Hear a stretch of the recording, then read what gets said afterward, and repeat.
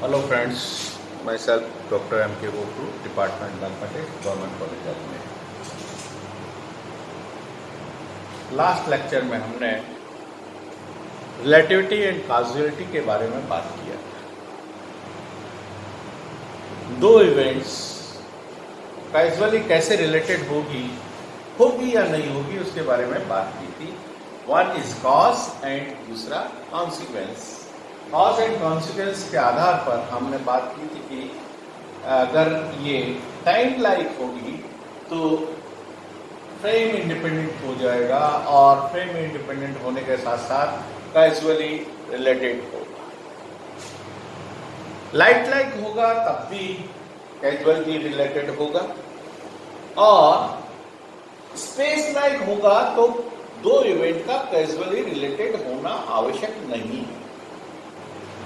In very particular case it may be, but in general they will not be causally related. Two events cannot be causally related. Now, today I am taking the null form.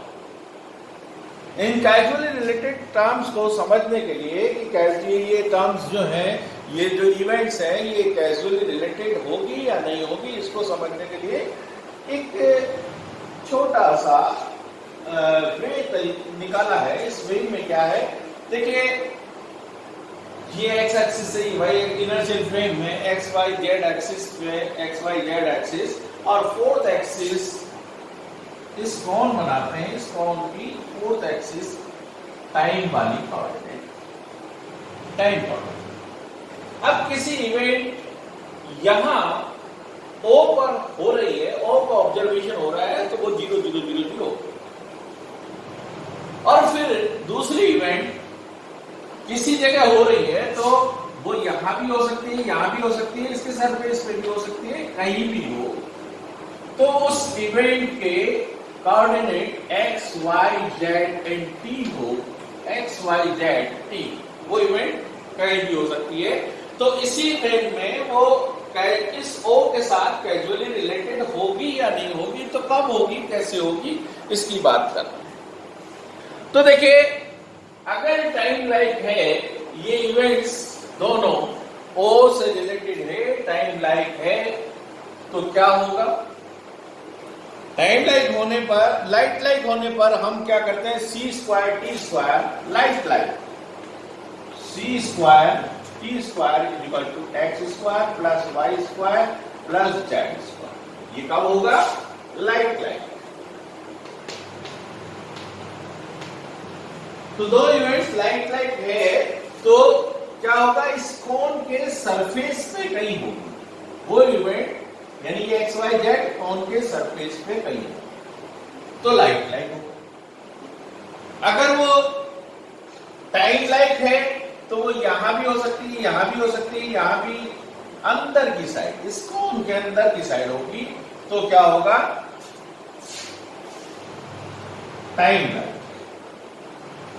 Time like means inside the कोन।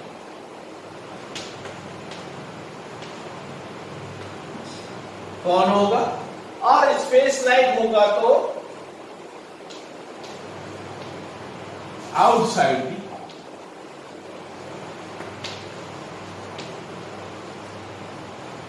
इसीलिए इन सारी को अगर हम एक साथ देखना चाहें कि भाई क्या स्थिति होगी, तो इस नल कोण के आधार पर हम सारी चीजें बता सकते हैं। अब देखिए, इनसाइड है तो वो टाइम लाइक होगी, तो ये इवेंट और ये इवेंट जिसके coordinate x y z t है, ये दोनों कैजुअली रिलेटेड होगी। हमने देखा था कि टाइम लाइक होगी तो कैजुअली रिलेटेड होगी।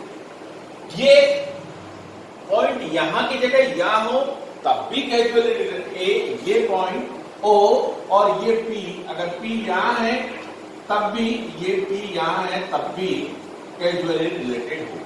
पर इस कोण के ऊपर की साइड होने पर क्या होगा और कोण के नीचे की साइड होने पर क्या होगा। देखिए, this part of the cone shows the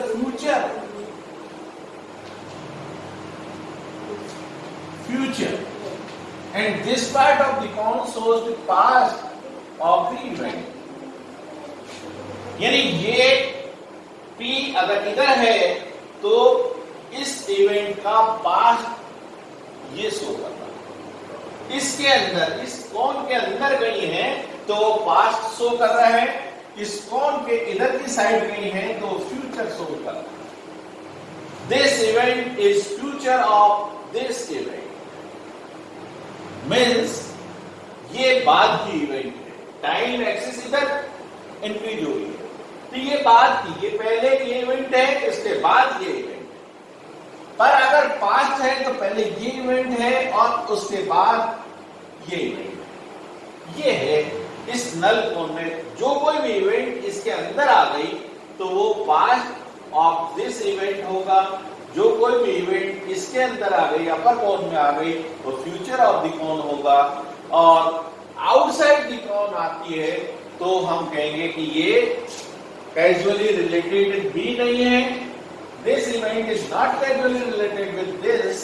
and अगर सरफेस पे आ गई तो लाइट लाइक इवेंट्स हैं, ये और ये लाइट लाइक इवेंट्स हैं, जुड़ी हुई उस तरह से।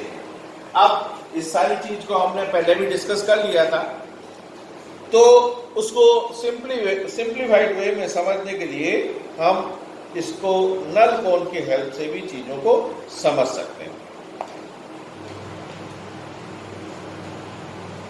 नल कोन के ऊपर और इसके अंदर इवेंट्स अगर है तो वो कहलाती है absolute past absolute future of O.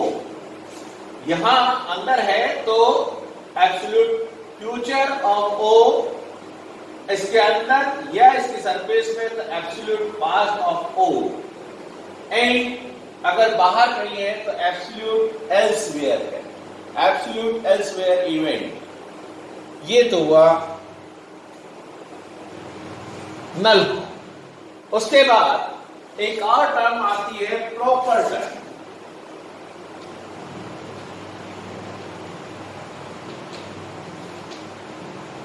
Proper time क्या है,